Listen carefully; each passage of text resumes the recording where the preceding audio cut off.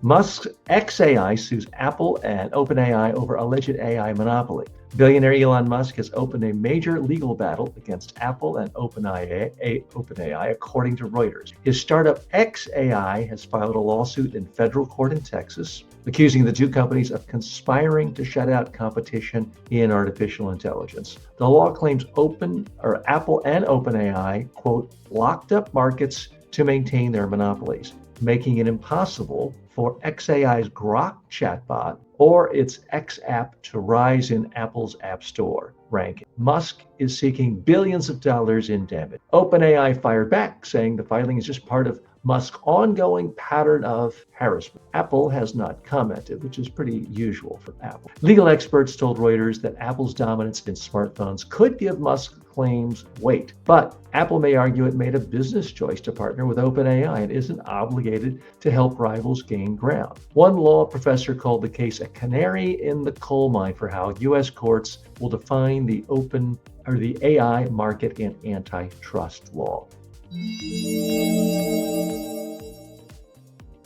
Okay, so what's the real message here? When it's a battle between Elon Musk and Apple and OpenAI, it's hard to know who to root for. You kind of want all of them to fail at some level. They all love monopolies. They love pointing fingers at someone else's monopoly, but they love it for themselves. Let's dig a little deeper here. How should our government regulatory bodies sort this through?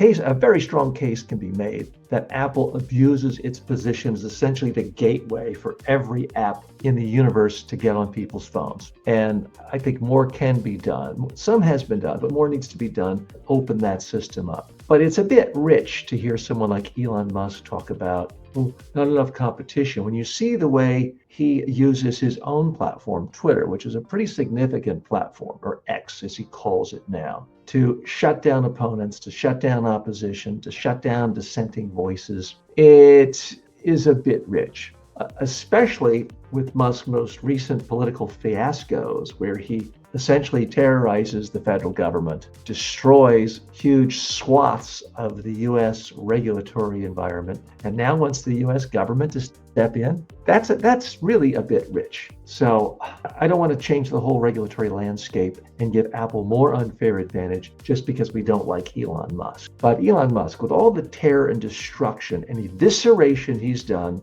to the United States government, and now after bashing all these after taking the big chainsaw around to the government regulatory agencies, he now wants the government agencies to come in and protect him, give him a little step up, keep the bully from hitting on him as much. I don't know about this. Certainly there needs to be more regulation when it comes to artificial intelligence. Talked about that yesterday. We've talked about it regularly. There are certainly a lot of AI leaders who feel like if there is not regulation soon, we are on a ticking time bomb.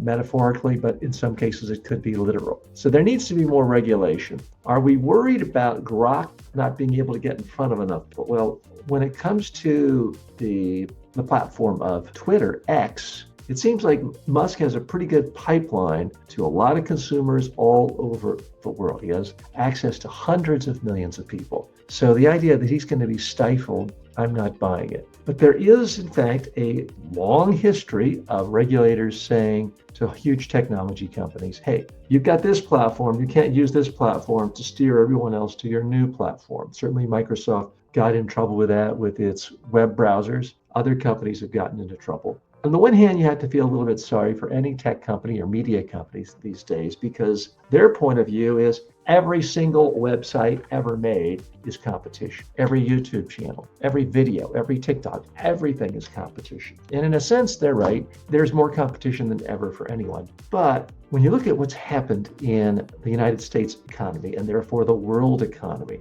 in the last 10, 15 years, there is such concentration among, whether you want to say the top 7 companies, the top 5, the top 10, there's tremendous consolidation. Almost all of the gains in the stock market in the last decade have come from gains in about 7 companies. Mark Zuckerberg famously said, why compete when I can just buy a company? That's good for Mark Zuckerberg. It's turned out pretty well for him. It has not turned out well for creating as thriving an ecosystem for entrepreneurialism in the tech sector as what we had in the 90s or early 2000. It is simply harder and harder for new tech companies to start from nothing, grow, and become something significant, the way Google did, the way Apple did, the way, in fact, Facebook did. Because the big incumbents, the big guys, and let's face it, they're typically guys, are so big they can either use their marketing power to stifle new players trying to gain steam, or they can just buy you up early enough in the game where you figure, oh, I got to sell out. There's no way I can compete with these guys. That's not good for our economy in the long run. Now, again, do we feel sorry for Elon Musk because his AI company, like all the big players, have billions and billions and billions of dollars behind them in venture capital. So if they have to spend money the old-fashioned way on Google ads or billboard ads, they can probably do that. I just came off the highway from the airport in San Francisco to where I am in Santa Clara now, and you see all kinds of billboards for every kind of big tech company in the world. So yes, they still have money.